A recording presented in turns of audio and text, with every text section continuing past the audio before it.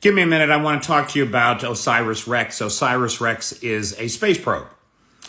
And it's important that we go to space, guys. And people always say, oh, we're wasting money in space.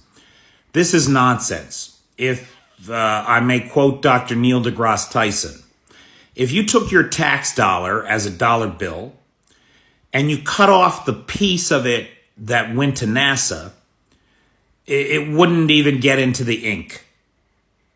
Literally, right? It's just a little bit of the white edge.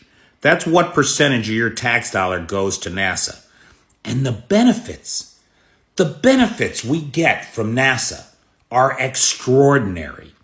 Every machine that diagnoses you in the hospital without cutting you open, every MRI, CAT scan, ultrasound, wouldn't exist without our trip to the moon, the Apollo missions, and Einstein's field equations.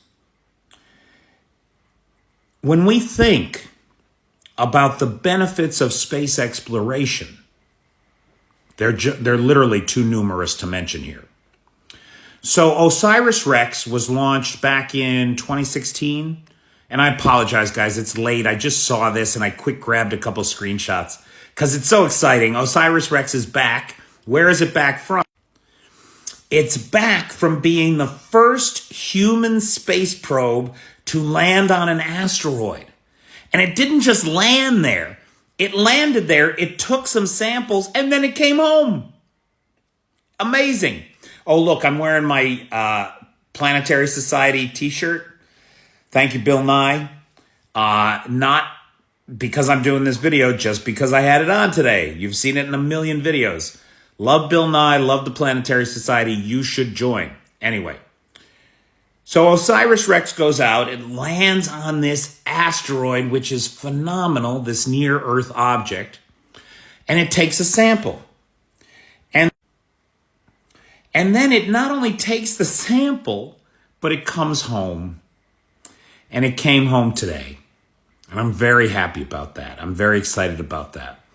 For a species that's half a chromosome away from being mountain gorillas or chimpanzees, it's quite an accomplishment. And we should be proud of it and take a moment to appreciate it. You know, when you think about the money we spend on NASA and the amount of benefit that we get back, it's extraordinary. In this particular case, this particular asteroid that we have these samples of has I'm sorry, I just looked at the article and I didn't think to calculate these numbers, and it's late here. But it's something like a 0.004% chance of hitting Earth. It's got to move through, if the asteroid moves through a particular gravitational keyhole, the chances of it hitting Earth go up. And I think, if I'm not mistaken, it's 2167. I don't know. I just saw the article. I quick grabbed a few screenshots and did this stupid thing. So somebody correct me, please. When is it supposed to hit? I didn't even bother to look. But I think, if I remember right, it's 2167, something like that. So it's not a concern to us. It might be a concern to our grandchildren or our great-grandchildren. But they'll have, because we spent that little, without getting into the ink, that little piece of our tax dollar, they'll have a sample of that asteroid. And you say to yourself, well, Petey, what does a couple of space rocks have to do with deflecting an asteroid? We'll know the composition. We'll know the composition. If it's a solid rock, if it's a solid piece of, magnetite or nickel iron rock, you come up with one plan for deflecting it if it's coming at the Earth. But if it's like a loose conglomeration of bullshit, then you need a different plan to come up with for deflecting it. And so a lot of people made, I'm not a Trump fan, but a lot of people made fun of Trump for Space Force. We've always had a Space Force. We called it Space Command, and it was reported up the chain to the Air Force. So Space Command is a real thing, and it should be. And this is their job, to protect us from near-Earth objects that could cause extinction-level events on this planet. And knowing the composition of this asteroid, this potential impact object, this near-Earth object that shares an orbital path with us, is well worth that white edge of my tax dollar, boy. Yeah, it is. Fuck yeah, it is. So the odds against Bennu hitting us are pretty high.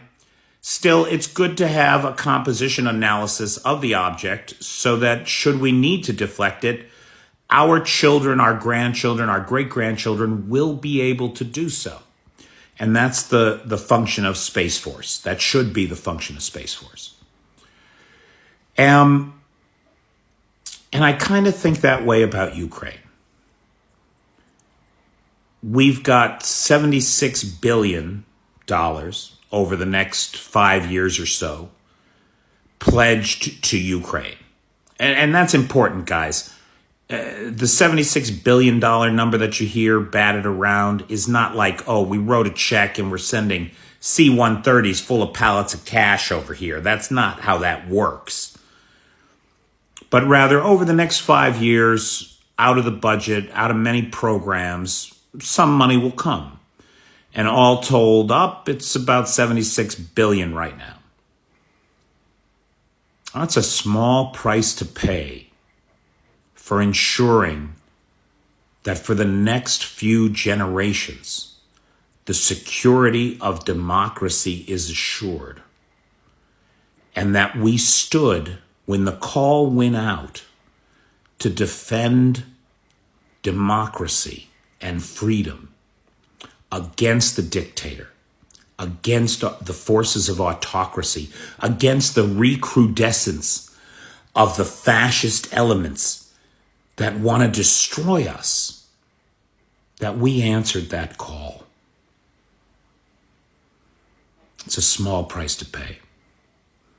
And as an American who pays his taxes, I'm proud and privileged to be part of that effort. In a big war, there are no small acts. Whatever you can do, do it now. Go to United 24 and make a donation or whatever, but do something. Thanks, guys.